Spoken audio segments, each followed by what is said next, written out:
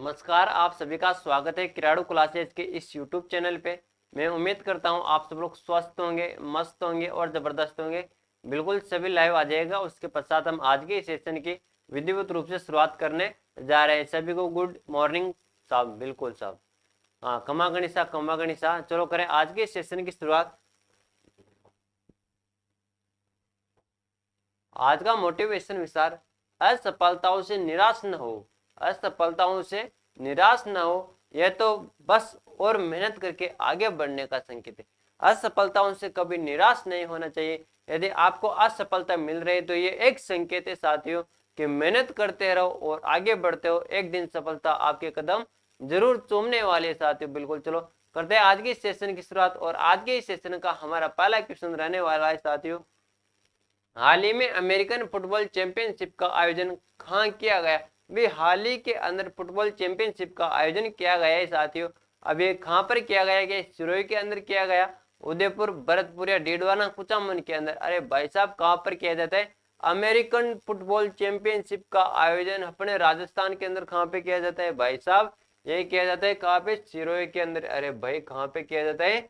सिरोही के अंदर American football championship का आयोजन किया जाता है। आपको ध्यान रखना है। अब बात करें अपन सिरोही के बारे में, तो सिरोही के बारे में बात करें तो राजस्थान की सबसे ऊंची चोटी, अरे कौन सी है?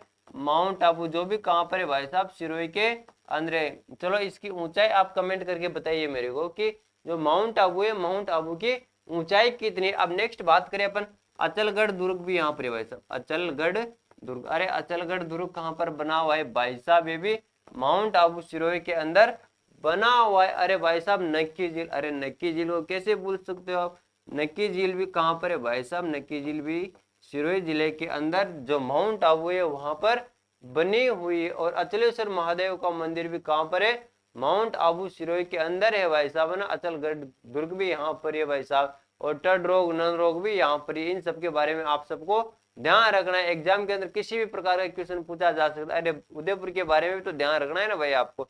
उदयपुर को क्या कहा जाता है? उदयपुर को झीलों की नगरी कहा जाता है। उदयपुर के अंदर भागौर की हवेली और वहां पर पश्चिमी सांस्कृतिक केंद्र की स्थापना की गई थी भाई साहब। और वहां पर एक झील है पिचोला झील।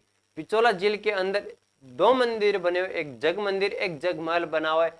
और प्रथम सौर ऊर्जा संचालित नाव का संचालन भी कहां से किया गया था? पिचोला झील से किया गया था भाई साहब। अब चलो स्क्रीनशॉट ले लीजिएगा इसका। उसके पश्चात हम अगले क्वेश्चन की तरफ आगे बढ़ने जा रहे साहब। बिल्कुल, अगला क्वेश्चन है भाई आपके सामने, रणथंभौर कोटा के मुकुंदरा हिल्स टाइगर रिजर्व में किस टाइगर रिजर्व से 4 भाग बागिन लाए जाएंगे भाई साहब? अब जो रणथंभौर टाइगर रिजर्व है और मुकुंदरा हिल्स टाइगर रिजर्व है, इसके अंदर से किस टाइगर रिजर्व से 4 भाग बागिन लाए जाएंगे? क्या उत्तर प्रदेश टाइगर रिजर्व से, उत्तर प्रदेश से लाए जाएंगे, या गुजरात से लाए जाएंगे, या मध्य प्रदेश से, या उत्तराखंड से? अरे भाई साहब, कहां से लाए जाएंगे? ये लाए जाएंगे भाई साहब उत्तराखंड से लाए जाएंगे। अरे कौन से लाए जाएंगे? उत्तराखंड से लाए जाएंगे। जो रणथंभौर टाइगर रिजर्व है सवाई माधोपुर के अंदर, और जो कोटा के अंदर मुकुंदरा हिल्स टाइगर रिजर्व, इसके अंदर क्या होगा साथियों? 4 बाघ बागिन लाए जाएंगे। अब वो कहां से लाए जाएंगे? उत्तराखंड से लाए जाएंगे। अब मैं बात करूं आपसे कि राजस्थान का छठा टाइगर रिजर्व कौन सा है? हाल ही के अंदर घोषित किया। अरे कौन सा? जो कुंभलगढ़ टाइगर रिजर्व है, इसको राज्य का छठा टाइगर रिजर्व घोषित कर दिया गया है साथियों। आपको ध्यान रखना है, लेटेस्ट बात है, एग्जाम के अंदर पूछे जा सकती है कि राजस्थान के अंदर कितने टाइगर रिजर्व है। तो आपको बताना है कि भाई साहब राजस्थान के अंदर तो 6 टाइगर रिजर्व है। आपको नाम ध्यान रखना है। चलो स्क्रीनशॉट ले लीजिएगा इसका। उसके पश्चात अगले क्वेश्चन की तरफ विधिवत रूप से आगे बढ़ने जा रहे हैं। बिल्कुल, बहुत बढ़िया, स्क्रीनशॉट ले लीजिएगा इसका।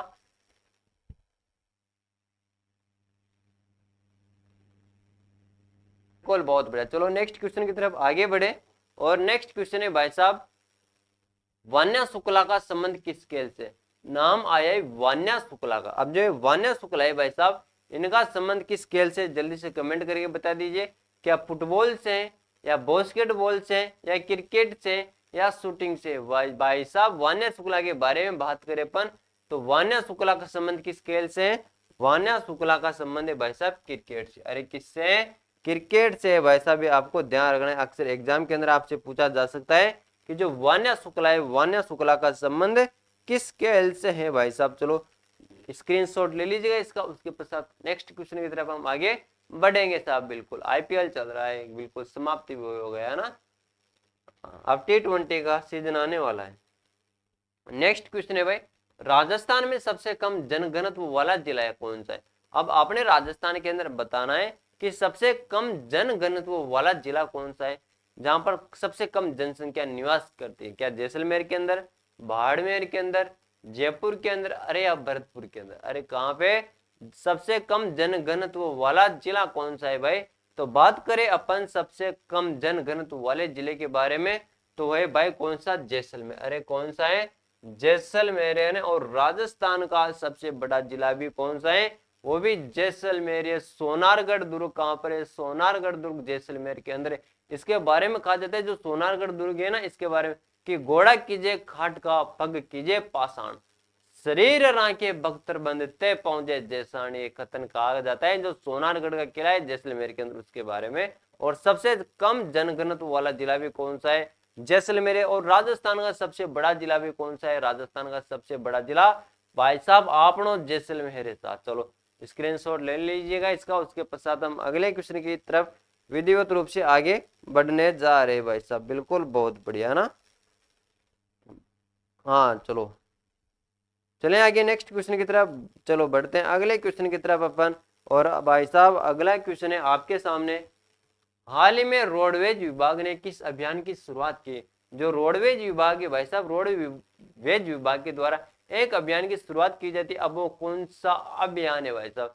कोई भूखा न सोए, कोई प्यासा न सोए, कोई प्यासा न रहे, हर व्यक्ति पेड़ लगाए, या रोडवेज अभियान? अरे कौन सा अभियान की शुरुआत की जाती है? एक अभियान चलाया जाता है जो रोडवेज विभाग है, बहुत सारे विभाग है, रोडवेज विभाग है, इसके द्वारा एक अभियान की शुरुआत की जाती है, कोई प्यासा न रहे। इस अभियान चलाया जाता है, किसके द्वारा चलाया जाता है? यह रोडवेज विभाग के द्वारा चलाया जाता है भाई साहब। अब चलो अपन रोडवेज विभाग के बारे में एक दो बात कर ही लेते हैं ना, जरूरी भी साफ करना रोडवेज विभाग के बारे में। आप बैठ के जाते हो ना रोडवेज के अंदर, बसों के अंदर, सरकारी बस बोलते हैं सर, अरे सरकारी बस बोलो तो ना, उसके अंदर बैठ के जाया करते हो। अब बात करें अपन किसके बारे में भाई साहब? रोडवेज के बारे में। रोडवेज विभाग।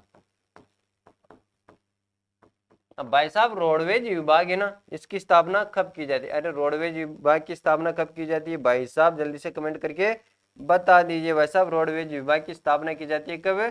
अरे कब की जाती है? अरे 1949 के अंदर रोडवेज विभाग की स्थापना की जाती है। याद है या भूल गए? याद रखना है भाई, आप बस के अंदर बैठ के घूमते हो ना।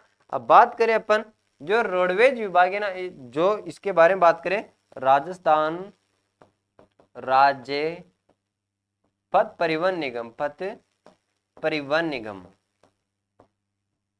अब राजस्थान राज्य पथ परिवहन निगम, इसकी स्थापना कब की जाती है? चलो इसके बारे में बता दीजिए बाकी इसकी स्थापना कब की जाती है? अरे कब की जाती है? 1964 के अंदर इसकी स्थापना की जाती है आरटीडीसी के द्वारा।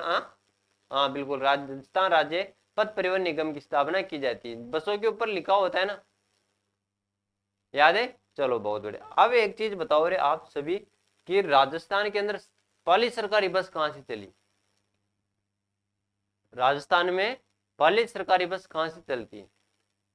कहां से? अरे बिल्कुल टोंक से चलती है।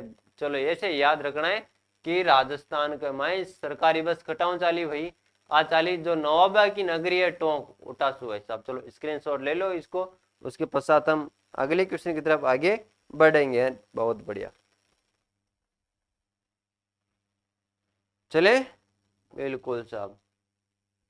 इसीलिए तो कहते हैं ना कि मंजिल मिली जाएगी भटकते भटकते, मंजिल मिली जाएगी भटकते भटकते। अरे गुमराह तो वो है जो अपने घर से निकले ही नहीं।